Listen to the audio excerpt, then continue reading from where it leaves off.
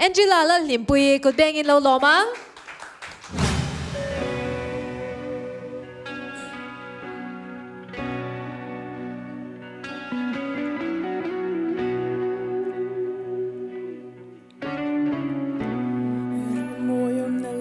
Chiều cả bên lũ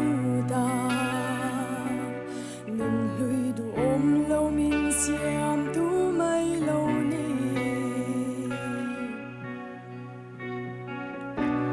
cả lê lom ngày dùng lạc xa kín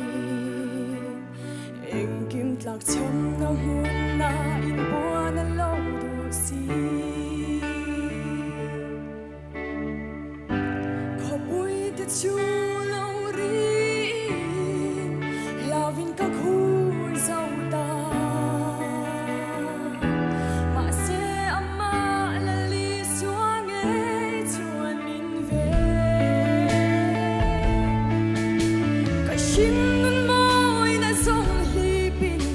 chiết ngài lâu nun min bên cả chim nun chui tác lâu hi cần đàn min zir tira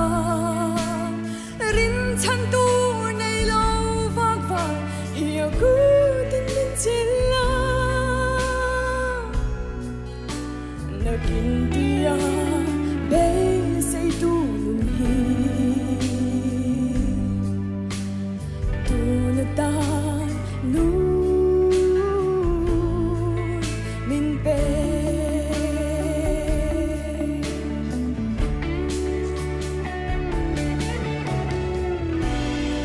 mùa phác bố sẽ phía lâu hiền